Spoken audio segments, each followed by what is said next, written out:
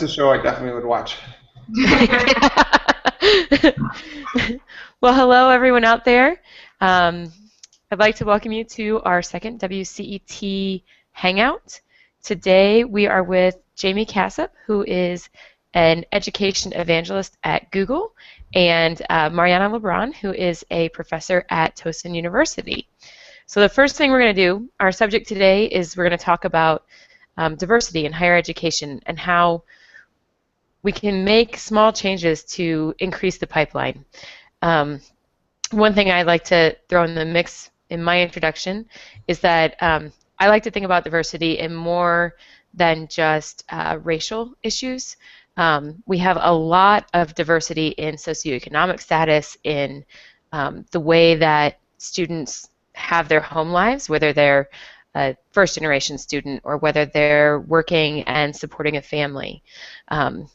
Our student makeup is not what it used to be back even when I was an undergrad 15 years ago, where more students went to school in a traditional setting on campus and taking classes face-to-face, and at full time. And that's changing, and that'll change how we see the diversity pipeline. So I'm going to start. We'll go, because I'm a lady, I'm going to go ladies first. Mariana, would you introduce yourself today? Hello, everyone. Thank you for having me today to talk about these issues. My work has been, I've worked with universities, colleges and universities for about 20 years. For about almost 15 years, I actually was an administrator in higher education. I received my master's in college and student development.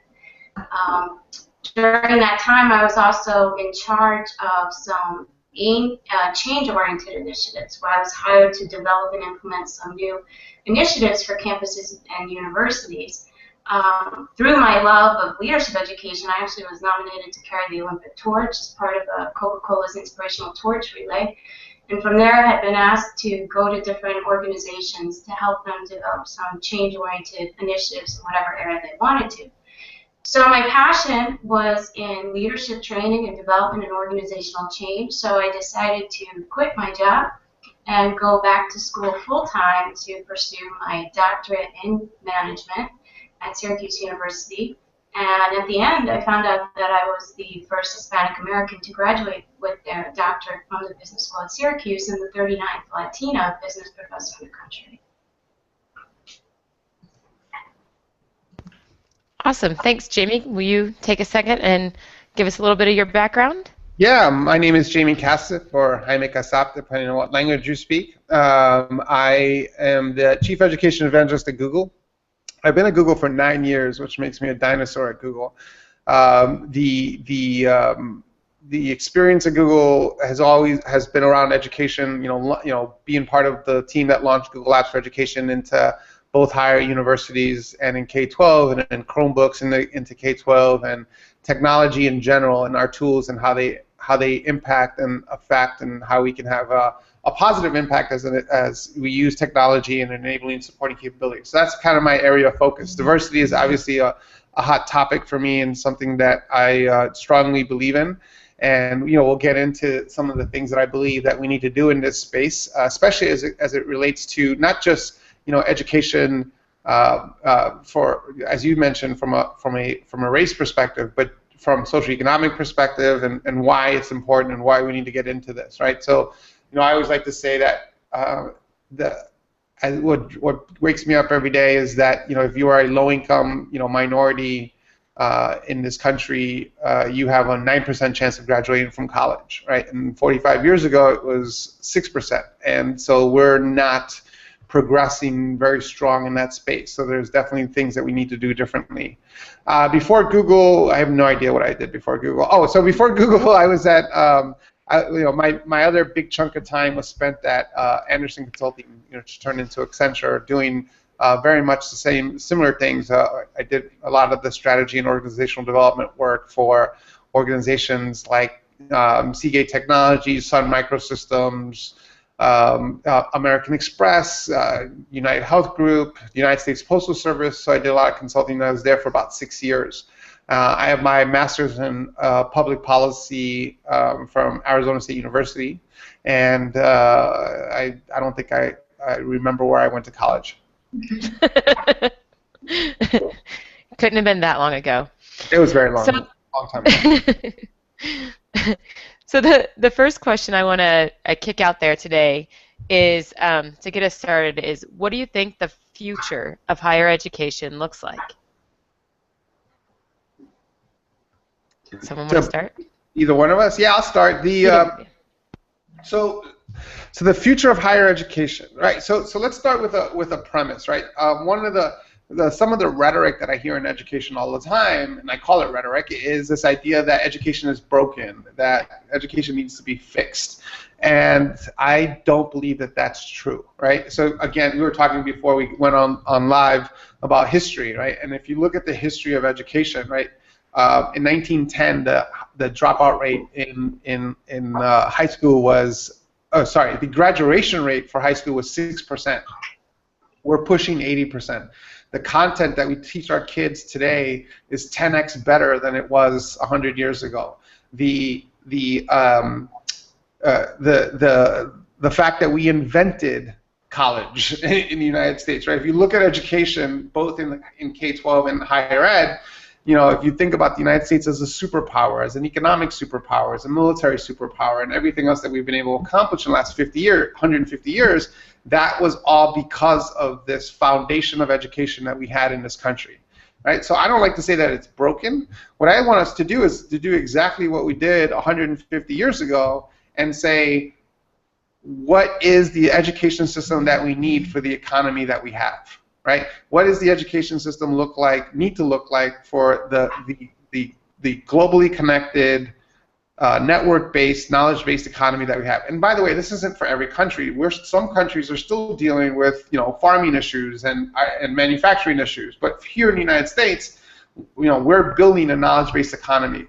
What does the education system need to look like for that? So when we talk about the future of higher education, you know, I don't want to talk about it in terms of like it needs to change or it's going to look like, you know, everyone's going to be a robot and, you know, all these other things that you hear people predicting about, you know, everyone's going to be taught by, you know, Yoda. You know, it's really what we need to do is all take a step back and take what's great about education and add to it, right, so that we can take it to the next level, because that's what we're doing with the economy.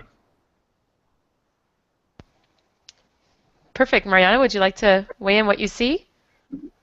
I would add on to that. I think in the future, I think currently we need to create these classroom environments in which students can actually actively challenge, I think, some of the status quo as to what we consider to be success. I think that because our classrooms are more diverse, that people are bringing more new ideas into the classroom, they're going to be bringing them into their corporate world, the corporate environment. But I think sometimes our education system is a little bit tending to reinforce what always has been, when I think our students, because of the education that they have experienced, because of their experiences just in general in life, I think they have a unique new approach to how we can actually live our lives in the world economy. But I think we need to value, and I also think that in terms of practical aspects, I think what's happening at universities, I think classrooms are built to the max. I think for the space in which you can facilitate active learning, I think is restricted because of the increasing enrollments, which is positive, and I think that should continue to happen. But I think universities are under increasing pressure to minimize the resources that they use. So because of the increased expectations on universities, because of what's happening with minimal resources being allocated, I think in terms of learning, faculty have to do more with less, and I think that's going to involve a lot more creativity on the part of faculty while also being true to what they're passionate about.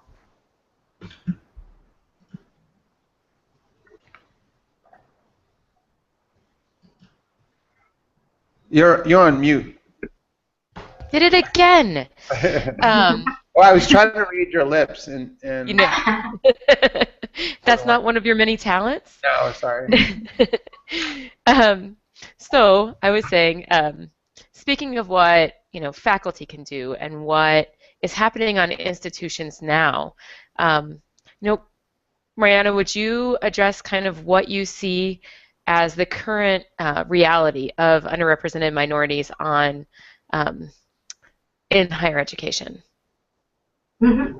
Well, according to some statistics from the U.S. Education Trust, I think what we're seeing is for a 6-year graduation rate at 4-year colleges, we find about 40% African American graduating, 63% Caucasian, and about 52% of Latinos, which is up from 46% in 2002. So I think our universities are more diverse, but I also think there's inequity in terms of the graduation rates, and I think we need to figure out why that's the case. I think classrooms have to become more inclusive. I think it's very easy in today's environment when there's such increasing expectations on university and the rising costs of higher education to put all these emphasis on numbers and what success is based on numbers. And my fear is that plays out in the classroom. If I want a student to succeed, then I need to be able to give them that individualized attention and make them feel like they're successful. I think one of the problems, though, that does happen is that some students do come into these universities from underrepresented population number or a statistic for a university. For example, think of when universities have to have photos done of the university. There's a call or emphasis sometimes to include underrepresented students. But when those photos are no longer front and center, then I would ask, well, what happens to those students? So I think if students matter at these universities, it's about how we are making sure that they matter.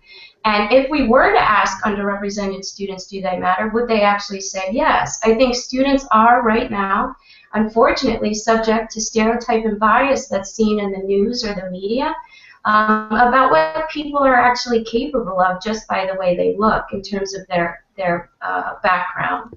And I think that is playing out in the classroom. I have students who frankly have been subjected to some bias. I had an African-American male student in a classroom at one university I was working at, and unfortunately at that time there was a lot of public press about the university trying to increase the diversity of its student population. And there was criticism within the university, faculty and staff, that was publicly coming out in the news media about this. And unfortunately, being sent that this university was lowering standards to increase the diversity of its student population. So here I am in class listening to an African American student tell me that they're not capable, that the standards were lowered for the student, which was not true. This was a student who was a high-performing student. He was getting ready to go start his own company. He was very, very successful. But here, he actually believed the messages that the university was communicating publicly and in the news. I think that the bias, the stereotype, we have to be very careful of that. I think it's playing out systemically. And I think we need to move away sometimes from standardized numbers to really looking at the qualitative nature of student experiences. So speaking of that drive to bring more students in, do you think the seed is planted earlier than the first year of college? Jaime, I know you worked a lot with the high school to higher ed transition and with how you get students in that from high school to higher ed. Do you want to speak a little bit about how you feel where we should start? Are we starting too late in higher ed? Yeah, we're starting way too late, right? So, you see the numbers, excuse me, I'm suffering from a little bit of a head cold, but you see the numbers in terms of the what's happening, right? There's an 18-month academic gap between a rich 5-year-old and a poor 5-year-old, right? And that gap doesn't necessarily get worse during K-12, but it gets a lot harder to close, right? And so if we're dealing with that issue right off the bat, how do we enrich a student's education and experience while they're going through that pipeline? Now, there's lots of issues, right? It's not one thing, and there's many, many things, but one of the key elements is around expectations and how do we meet, how do we set expectations for students, right? So I tell you a couple of stories. I remember when I was in 3rd grade, I took one of those "What are you going to be when you grow up?" things, tests, and mine came back as an IRS agent. And if you saw the letters between me and the IRS over the years, you recognize that that's definitely not what I needed to be. But that's not the point of the story. The point of the story is that the teacher said to me, "Oh, don't worry, you're a smart kid. I think if you work really hard, and if you can graduate, I think you can get a city job," right? And so that expectation that we have set for our students early on impacts our students throughout their whole lives, right? Fast forward to when I was in college, and I wanted to go to graduate school to study policy, and one of my professors, a political science professor who's still teaching, I believe, that makes me not that old,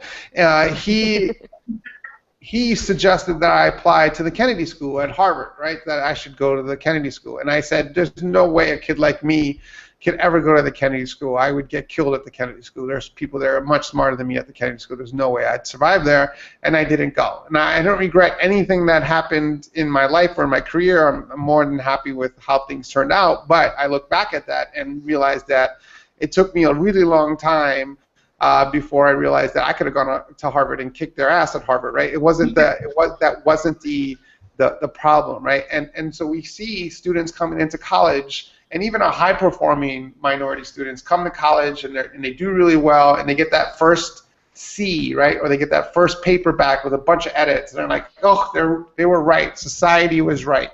I am not smart. I am terrible. And then it's just downhill from there, right? So how do we help students set high expectations for themselves? How do we take out the negative stereotypes and views that we have of our students, and how do we help them understand, that their perspective, their point of view is unbelievably valuable if they get through the system, once they get into the system, right? And so that's what I think we need to focus on as part of a multifaceted solution. One of the things that we want to make sure that we're doing is setting high expectations for our students, and then also telling students that they should have high expectations of who they are, right? And just one more point on this is now the rhetoric, again, rhetoric, I've been using that word a lot this week, but the rhetoric around, like, not everyone has to go to college, right? And not everyone needs to graduate. And maybe what we should be doing is looking at, low-income students and getting them into working tracks, right? And so, not that I believe that everyone should go to college, but it usually comes from someone who not only went to college, but also whose kids go to college, right? So right. I want to make sure that we're all on the same page when it comes to expectations and opportunities, and make sure that all our kids have the same opportunities to thrive. It's that concept of the other, right? Not right. Everyone needs to go to college. My kids need to go to college, and I went to college, but the others don't need to go to college, which is, setting us back many, many years, in my opinion. I actually had a class this semester that asked about who should go to college. It was the Issues and Trends class, right? And I got quite impassioned and maybe ticked off a couple of my classmates, because I don't think that it's our choice to make. I think everyone should have the opportunity, and we should support all students in that. But we need to have a variety. We need all kinds of kinds, is my thing. I go back to the Miranda Lambert song. Right. We need all different kinds of education for all different kinds of people, because we're not trying to produce cookies here. Right. Well, we can stop focusing on this idea of college versus non-college, right? So even the idea, and I say this all the time, but this idea that we ask kids what they want to be when they grow up, right? I cringe anytime someone asks my 13-year-old, "What do you want to be when you grow up?" One, there's a really good chance that what he's going to be isn't defined yet, and two, how does he know that he doesn't want to be a biomedical engineer, right, or a sustainable development manager, right, or a sustainable corporate architect, right? jobs that no one in this audience can ever define for me, right? So the idea that we box people into these roles doesn't make any sense, right? So instead, I ask our students, and anytime I get a chance to talk to students, I ask them not what you want to be when you grow up, but what problem do you want to solve, right? What problem are you interested in solving? And then what are the knowledge, skills, and abilities that you need to solve that problem? And those knowledge, skills, and abilities could be a PhD, or they could be, graduating high school, right? It could be anything in between. But what are the knowledge, skills, and abilities that you need to solve that problem? Where do you get those knowledge, skills, and abilities? How do you put together your program around knowledge, skills, and abilities so that you can become someone that solves that problem that you're interested in? And that changes the conversation from who do you want to go work for to that magic triangle of motivation that we need around purpose, autonomy, and mastery, right? What do you want to do, and how would you control, what you learn, and how do you create the mastery that you need to go solve that problem you're interested in? Right. Well, to add on to that, please do. I would add on to that I read about a study in which a majority of the kids that are actually in first grade will have jobs that have not even yet been thought of or have been created yet. So when you talk about, valuing this individuality and uniqueness of students, I think that's really critical, because we can't assume that the world is going to be later as it is now, which I think is sometimes what happens in education. And I've actually always wondered why there's so much inequity in terms of say high school, in terms of where some of these decisions are made for students to go on to college. So why is it that some schools have the most current books while others are significantly outdated? Why do some have computers and some don't? Why are these inequities existing when we really need to value the fact that everyone should have a right to the same kind of education? So sometimes I've wondered, what if we were to give kids in high school actually the right to vote? I've genuinely wondered this. How would things change in terms of resource education can improve for kids? That's a great concept. I had never thought about that. I suppose I got to vote when I was still in high school, but it's because I was old for my grade, and it happened to fall on a presidential election. I'm still trying to figure out how to get 18-year-olds to vote. Or they can't vote. Right. I mean, because if you really think about it, I mean, so much is happening that's critical during that time period. Mm-hmm. So we need to tell these kids that they have choices over their outcomes. They have choices over their future. Not have it be the first time that they come to college that something critical happens and they're shocked by the consequences. I mean, if they could actually, if we valued their voice about what educational resources they need and about what would help them to be successful, I think things would change. And I think right now in K through in high school, I think, and actually K through 12, I think, is too much emphasis being placed on these standardized tests that are, there's all this criticism around that, and whether or not what is that actually showing or demonstrating? Right. And do those tests really help students understand what they've learned, or help us what they've learned, right? Or is it just showing that they're good at taking tests? Well, there's some questions about the validity of those tests and whether or not they actually should be used. So I think we really have to think about it. We have to give more resources to teachers during that time period and really look at the idea of engagement, because learning is about engaging students individually, where they know they're not just a number. They know that the teacher knows them by name and is really saying to them, you have this specific unique ability, and I'm going to challenge you to pursue that and to excel. Yeah, so here's a dissertation for a PhD candidate out there somewhere, right? So we at Google, we said we show no correlation between test scores, grades, and job performance, right? Mm-hmm. I would love someone to do a comprehensive study on that, right? The idea, like, I would interview 1,500 top executives, in nonprofit, in government, and in business, and identify what their test scores were, to pick a test or pick grades, whatever you want to pick, right? To have a standard format, and then determine whether or not those grades actually impacted their job performance, right? And we've shown no correlation between the two, and my assumption is that that's what I've found, most of the time, right? And we use anecdotes, right? We use Steve Jobs dropping out of college, or Bill Gates dropping out. We use those anecdotes, but and we say, yeah, but those are one-time examples. And the truth is maybe that success at the Steve Jobs level is different than maybe success at a a senior manager level at a company. But I bet you that we'll find similar correlation between test scores and job performance.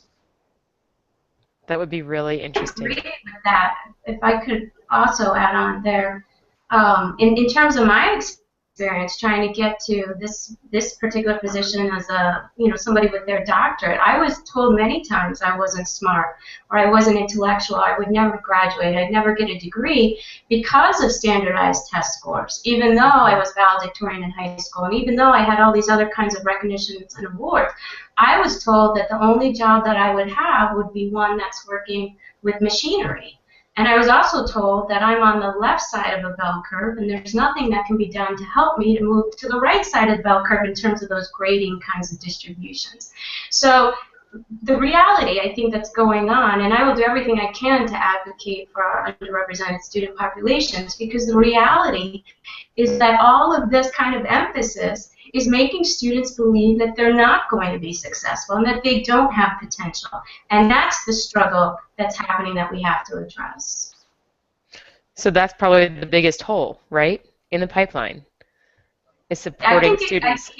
I think it's that hole, and I also think that once, for colleges and universities, which I've worked with mostly in my career, I think it's once they come to campus, what happens to them? Because it's easy to get lost, Students, if students had an ability to, take some type of environment, give them an anonymous nature to be able to convey to what their experiences are like and the things that they're being told one-on-one that they can't prove to anybody, I think we would learn a lot about what's happening systemically in a university, because unfortunately we all bring our biases to work. It does affect us. I think some of the things that were sent to me that are really stereotypical and biased in nature for me personally and my potential for success, I believe that the people who said them, genuinely believed it and were trying to help me, unfortunately. So somehow we have to educate people who are in power positions on campus, and we have to provide the support for those students that are hearing these things to know that they are not going to be lost, because that's why they stop coming to school. That's why they drop out, because somehow along the way something has happened to them where they've been told they're not going to be successful and that there's no way they can fight the system. Jamie, would you like to add anything to that? Yeah, no, I'm just sitting here nodding my head. I couldn't agree more with any of the with all those things, right? So the idea, there's been numerous studies on dropouts, everything from education being relevant and engaging, and low expectations, and community and parents, right? There's lots of those issues that we're dealing with, and yeah, there's not one solution for any of these things, right? It's a multiple things that we need to be doing at the same time to have a real impact in this space. Specifically around just dropout rates in general. Obviously, dropout rates with minorities are higher, and we have to deal with that. But in addition to that, is even those that get through the pipeline and get into colleges, we're not finding them in STEM fields, right? We're not finding them in the fields that are important, right? Especially around technology. And we've all seen the numbers of companies and their diversity numbers, but I don't believe that it's because the recruiters are specifically picking one color over another. I think a lot of it has to do with the fact that we don't have a giant pool to pick from, right? So how do we get kids interested in computers? How do we get them interested in computer science and the STEM fields, which if you think about the knowledge-based economy, that's where we're headed, right? The study that I saw was in 5 years, so this isn't even one of those, in 2097, right? In 5 years, there will be 1.4 million computer science related jobs available, and only 400,000 graduating with that skill set. Right, that's 1 million jobs that we're not going to be able to fill. So how do we get and then that's one factor. You're looking at a diverse growing population in the U.S. Right, by the year 2045, whatever it is, there will be more minorities than Caucasians living in the U.S. And so you look at those two numbers, and so if we don't have minorities or we don't have people of color, studying those fields, they're not going to come from anywhere, right? So how do we get more people of color, more minorities, and then also, like you mentioned at the beginning of this, and also in terms of socioeconomic background, how do we get these folks into programs so that they can be the next STEM generation that helps us solve the problems that we're facing? Right, and how do we change the attitudes around that? So you brought technology up, so I'm going to go there because we're a technology organization. So how do you think that we can use technology to make institutions more inclusive, or to help students assimilate to campus life? Yeah, that's a really good question. And so first, let's start with the general principle that technology is not a silver bullet, right? Technology is an enabling and supporting capability and nothing more. But it's an amazing enabling and supporting capability, right? In my lifetime, because I'm old, I used to have to go get information on a subject, to write a paper, to write a report, to work with people, to find things. I went to this place. This is back in the ancient times. We used to call these what was the name of these buildings? Oh, libraries. They were called libraries, and that's where the information was held. And we had these giant boxes with little tiny boxes inserted into these giant boxes that we used to have to pull out and look through little tiny cards to find a book that we were looking for, and then you would go up on the shelf and find that book or look for the book, and it wasn't there because some student put it somewhere else because they were hiding it, or they checked it out, or everything that we've all done in our past. This was our resource center. This is where we went to go get information. And in my lifetime, I now have access to 100 million libraries in my pocket. Right, that's a fundamental shift in our infrastructure, and we're not taking advantage of that. Right? How do we take more advantage of that? So that's issue number one. How do we take advantage of technology in everything that we do? Not necessarily to just replace, not to just overlay what we're currently doing, right? Because then all we're potentially doing is making old education faster and more efficient. But instead, using that technology to take education to the next level. So that's aspect number one. Aspect number two is on a global scale. If you look at a place like India, for example, where you have everything, right? You have 1 billion people. You have rural areas, urban areas, suburban areas. You have really, really rich. You have really, really poor. You have educated, non-educated. You have manufacturing, farm-based, knowledge-based. You have everything in a country like India because you got 1 billion people there. You're going to have everything. And if India had all the money in the world to build all the school buildings that they could possibly build all over the country that they need, they would still be short 1.4 million teachers, right? They would still need to find 1.4 million teachers. How do we use technology to solve that problem, right? And so those are the things that we can look at technology, not necessarily as something that's replacing our systems, but how do we use it to really take education to the next level? Yeah. In terms of, I think, recruiting or retaining underrepresented students from different backgrounds, I want to just talk about a program that helped me, and I've been trying to think about what if we could use technology to create this program to be more accessible. So one of the reasons I was able to graduate with the doctorate was because of the help I received from the PhD project. It's a nonprofit organization funded through sponsorships from universities in corporate America. So basically, their vision is to take African American, Hispanic American, Native American students and basically increase access for them to higher levels of education to diversify corporate America as well as to diversify higher education faculty. So, for example, in business, in 1994, there were only 200 African American, Hispanic American, and Native American business professors in the country.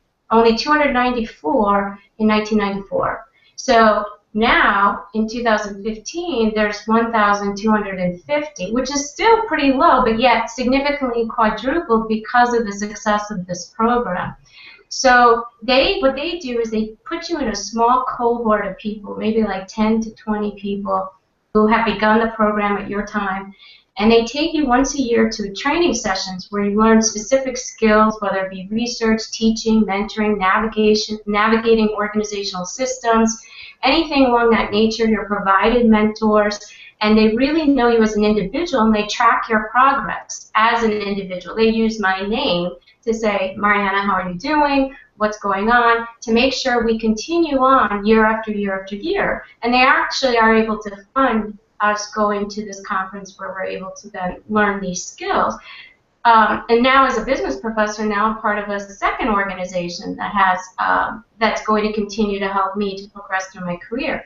But I've been wondering, how can technology be used to create these mentoring opportunities for students students of color on campus? Can we use technology to create online training sessions, online chats where students have a chance to sometimes be anonymous if they choose, to be able to ask the questions that they're afraid of asking for fear of retribution, because that's a valid reality on campuses, is that if some students ask a question, sometimes they're perceived to have less ability because of that question.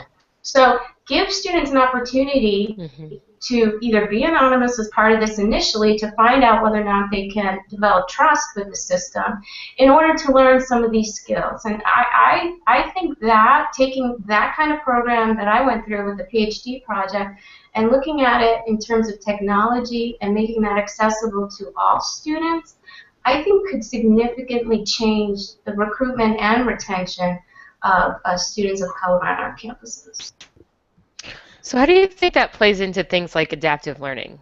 Do you think that that personalization of learning where students are able to move through things not necessarily in the set way that we went through, right?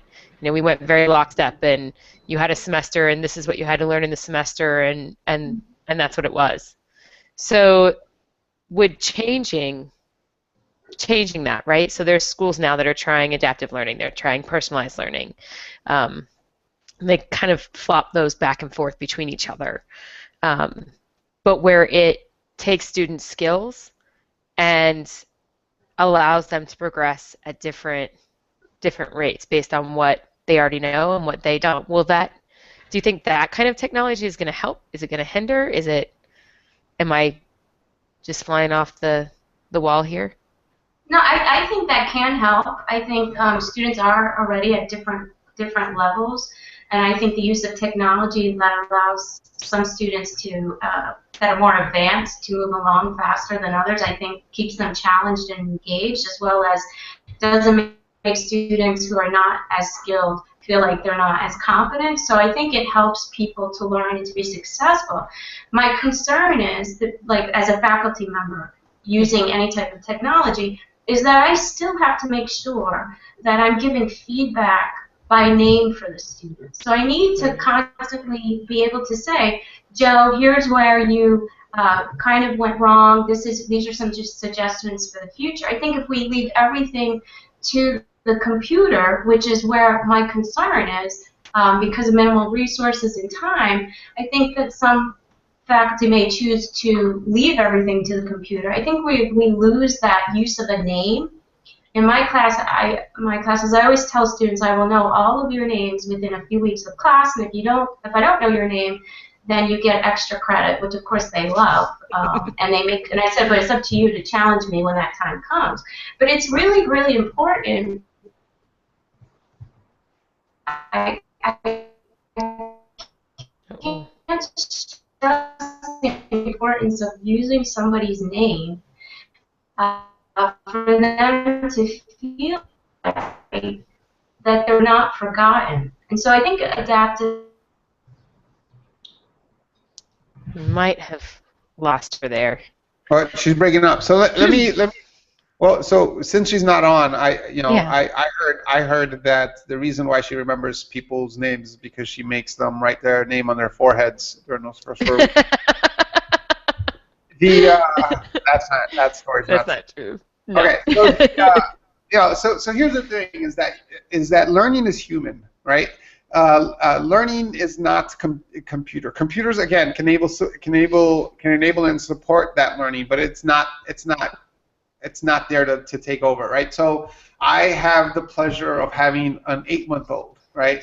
And I love, my favorite thing to do in the day is between the hours of 7 p.m. or 8 p.m. or whenever I start. She's a night owl, right? She doesn't go to bed till like 11 o'clock. But those hours at night where I get to watch her process, right? Like that, no computer will ever be as, not yet anyway, as brilliant as an 8-month-old kid, right? And watching that 8-month-old, struggle and experiment and iterate and try different things and learn, right? That's there to do that. Like imagine instead of me being there to help guide her and pick her up and do that, I just put a laptop in front of her, right? It would never work. Right.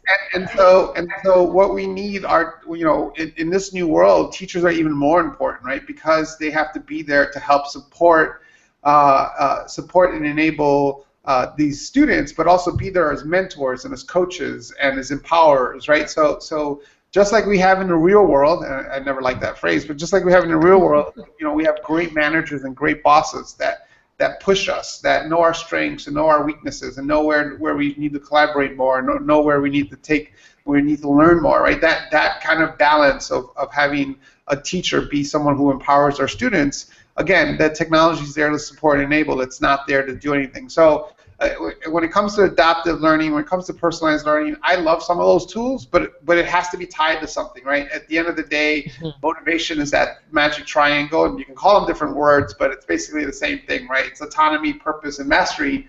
And unless you understand why you're trying to create mastery, why are you going to learn something, right? And so being able to, the teacher's role is to tie back the old age question of why do I need to learn that kind of thing, right? And be able to be there to empower our students. And I think that's what technology can help us do.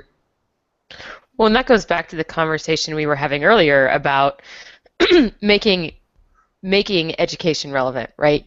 You were talking about engaging ways to make history relevant to students today that they wouldn't see otherwise, right? They wouldn't see that with just a textbook or with just a just an ebook or whatever the case may be. They needed you to be there to share that. Right. Well, a book is a great example of what we're talking about. I don't even know why we say ed tech anymore or technology in education. Like, do we do that in any other industry, right? Do we say, hey, how are you going to shop? Are you going to go to the store, or are you going to go online, right? Like, retail tech, transportation tech. We don't use that terminology in almost any other industry, and so for me, it's again, it's there to support and enable. So that think about a book, right? What's the magic about a book? The magic of the book is that you can go into this book, be immersed in this book, and you're learning, and that book can take you somewhere else. That book can take you to another place. That's why I loved to read when I was a kid, was because of where a book can take me, right? Like I read The Lord of the Rings like 3 times in a row because I was just fascinated by that world that they brought me into. And so that's technology, right? Whether you like it or not, that book is technology. That book helped you do something in a different way. And the same thing we can do with technology today. So there, to me, and I know I'm a little insane, there's no difference between a laptop and a computer and the internet and that book that we talked about 100 years ago. Well, I like to say that chalk is the oldest educational technology that there is, right? Or maybe a stick and dirt, because it was a way to share things. Yeah, been there before, right? I think a rock was the first technology, right? Somebody picked up a rock and threw it at a turkey or something and went, wow, that thing works, right? And then food, right? So we've been using technology since then. Mariana, I think I cut you off there. Were you going to say something? Well, and I was going to add, based on my experiences too recently in the last couple of years here here at Towson, technology is actually more affordable for students to have access to textbooks and being able to do research. I mean, the costs were very prohibitive before, and now it's at their fingertips at a lower cost. Right. Yep. Yep. Yeah, the funny thing is that, you know, my 13-year-old loves to read, right? And he's reading at an unbelievable, you know, level, and he's been reading since forever, and he impressed me when he was 8 years old and the books that he read. And what's fascinating is that he likes hardcover books, right? He doesn't even like the e-reader books. Doesn't mean that he doesn't read on his phone and those types of things, and he reads stuff, and he reads articles, but for some reason when he reads a book, he likes the hardcover book, right? And so he's like this old school guy because he likes to read that way. As opposed now, textbooks, he doesn't mind having all his textbooks in one location because he doesn't want to carry around an 80-pound bag. But when it comes to like his personal reading books and what he wants to read, he likes the hardcover books. Interesting. And I had that stupid rule that said that anytime you want a book, I'll buy it. Yeah. Has he broken the bank yet? Yeah. So we've touched on this a little bit, but if you guys want to talk a little bit about how diversifying the faculty will have an impact on students. Well, there was a survey done by the PhD project, and 92% of the students that were surveyed, undergrad and grad, actually said that they actually believed 86% believed that these students, the faculty actually of color, were actually impacting non-minority students as well as minority students as well. So there was a belief that 77% actually of all respondents believe that having faculty of color in front of the classroom makes students better prepared to actually succeed in a diverse world. So I think we do have to diversify more the faculty because I think it does affect the classroom environment. It brings some new ideas, new perspectives. And the truth is that I think our underrepresented students sometimes will seek out a faculty that's similar to them in order to talk about issues that are affecting their success. That's true. Yeah, just to add to that, the study after study will show you, even in the corporate world, is that having a diverse, workforce, helps you be more successful, right? You can clearly see it. It's funny that you mentioned the PhD project. I was actually recruited by the PhD project 20 years ago, or whenever, it feels like 20 years ago, and I went to Chicago to their conference, and I got the pitch, and I really wanted to do it, but the program was pulling minorities out of corporate America or whatever it was to bring them into the classroom, and at the time I was at Accenture, and I had a wife and a 1-year-old, and it was hard to figure out how to go from X money that I was making to support my family to taking a 75% pay cut, right, and doing the same thing, right? So it wasn't, and at the time my wife was in school, right? So it got really hard, and so I wasn't able to do it. But I admire the program, and I think it's a great program, and I found a way to be connected, right? So I'm still I still have my faculty card at ASU, and I teach classes every once in a while, and I just do it so I can get my discount at the Y.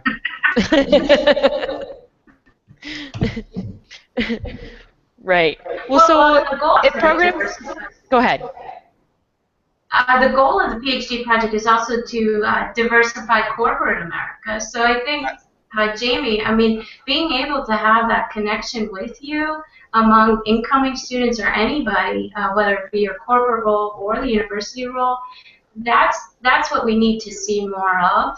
And so I think the PhD project and whatever resources they are providing, that's definitely one of the goals. And also the faculty who have made it through the program. Right. Uh-oh. Oh, no. I thought I froze, but I guess I didn't. Well, so thinking about this, Mariana, you were talking a little bit about how you see maybe the next generation of this project or something like it being enabled by technology.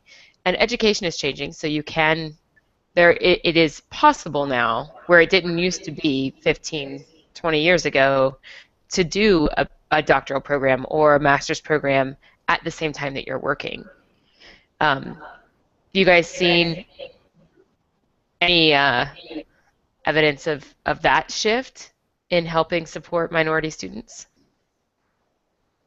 Well, I do think it depends on the program, because some programs will not let, my business programs wouldn't let me go to school part-time and keep my job. So like Jamie said, I mean, taking a hit on, your income is very, very, very, very difficult.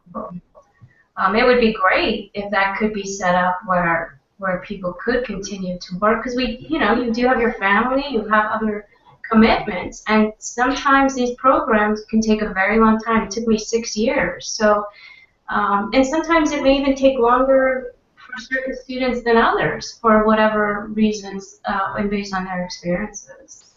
Yeah, so here's something for us to all think about in higher education, right? And especially when it comes to the diversification of the United States of America. Pretty soon, if it's not already today, 1 in 4 kids in our K-12 program, in our K-12 schools, will be Latino, as an example, right? Latinos are the fastest growing population in the United States. 1 in 4 are going to be Latino. Now, that's one factor. That's one fact. The other fact is that if you are a low-income, high-potential student and you go to a high selective school, selective school, one of the 200 best schools in the country, you have a 95% chance of graduating from that program. If you go to an area school or non-selective school somewhere in your community, you have a 50% chance of graduating from college. So, what's our conclusion if we do we put all this on the board, right? So we take low-income Latino students and make sure they go to selective schools and they will graduate, right? That's a great formula to have. Here are some cultural things to consider, right? How do you convince? So you have a Latino who's in school, especially girls, right? So you have a Latino who's in school doing really well in K-12. She's got to go to her father and say, hey, I got into Stanford. I'm going to go to Stanford, right? That father's going to be like, yeah, you're not going to Stanford. You can go to school here, but I'm not sending you to Stanford. You got to stay here and help me raise the kids. Or you got to stay here and work in the shop. Or you got to stay here. Like, so these are real factors that impact the.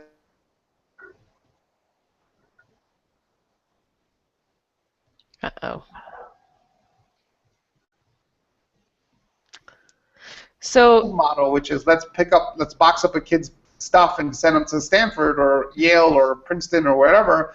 How do we bring Stanford, Yale, and these schools to these kids in their communities, right? So that's something that we need to think about and figure out in higher education. Right, and I'm in Montana, and we're a very rural state. Is there a state? Yeah, we're not Canada, as some of my friends' kids think that I'm in Canada, but darn close. But we have a huge Native American population, about 8% of our state population, and we're only 1 million people, so we have 8% of our population, but only 2% are represented in our institutions of higher education, and it's because of those issues you talked about, Jamie. The students can't leave home, right? Because, if they need to go home for a funeral, it's a 4-day ceremony, and so it's a day to drive back home and a day to get back here. They've just lost a week of school. So how do we support students in balancing both sides of who they want to be? Right. So, and like you talk about, I think there's so much potential in bringing those programs to students rather than bringing the students to the program. Yeah, we just have to rethink. Why do you think that doesn't happen? Well, I just think that we haven't spent time thinking about it, right? So I think that we have these standard models, right? We have some great programs out there that are focused on scholarships, right? If you're a low-income, student, or even a socioeconomic disadvantaged student, here's a scholar. We're going to support you, and here's a scholarship, and here's all these great programs. and that's wonderful. But how are they going to know that packing up boxes and sending a kid to college does not work in the Latino community, right? And so what do we need to do to convince those parents? That's one angle. What do we need to make sure that we're working with those kids? That's another angle. We just haven't thought about it, right? It's just one of those things that kind of crept up on us. My whole life I was told that Latinos were going to be the #1 minority in the United States, and then it was one of those things like, yeah, sure, that'll never happen. And now we are, and I'm like, whoa, that happened, right? So that didn't happen that long ago. So we still need to figure out, and this back again to the diversity issue, right? How do you know that unless part of your team that's helping set up these scholarship programs and these wonderful programs has that background and has that experience, so that they can actually bring that to the table as an alternative, as a point of view, if no one has that experience. Right. And you have to look at things too, like barriers in access. As far as, we here in Montana, we have huge holes of no access. I mean, there's no cell service, there's no internet, there's nothing. Right. And so you have that in a lot of low income, even in urban areas, right? Right. So what's interesting about access, and again, we were talking about history before, and I'm a big fan of history, trying to figure out solving current problems by understanding history, right? Think about, this is the first economy where we actually complain about the fact that the economy doesn't come to us, right? So here, let me set this up, right? So when we had a farming economy, guess where the workers had to go? To the farms, right? When we had the Industrial Revolution, what did people have to do? They had to leave the farms and go into the urban areas and work in the factories, right? That no one in the rural community said, what we need is to build factories in the rural communities, right? They went to where the factories were, and we had our urban centers that were created because of that. This is the first economy where the economy is a web-based, knowledge-based economy, and we're saying, well, bring it to me. Right? So I get why we do that, and I know we'll get there. It's a temporary problem. Access gets easier, it gets better with more technology. But that's something that we have to think about, is the fact that there's an expectation that's different with this economy than it was in the past. Totally. Well, we are just about at the top of the hour here. I think we could probably go on talking for, Google told me I could be on air for 8 hours, but yeah, we won't. Let's do an 8-hour show. That might require quite a few bio breaks. So. And an audience. And an audience, right. Well, so I'd like to thank you both today, Jaime and Mariana, for talking with us. This has been awesome, and I hope that we can continue the conversation both, through our social media and through. We have the WCET call for proposals out right now. So those of you who are out there watching or listening, we'd love to hear more about this during our annual meeting. How we use, I know, technology is a tool, so we use technology as that tool to help increase the diversity pipeline in higher education and beyond. So we'd love to have proposals for that available on our website. And for now, that's us signing off. Thank you, Jaime, and thank you, Mariana. Have a wonderful day. Thank you. Appreciate it. Okay. Bye-bye.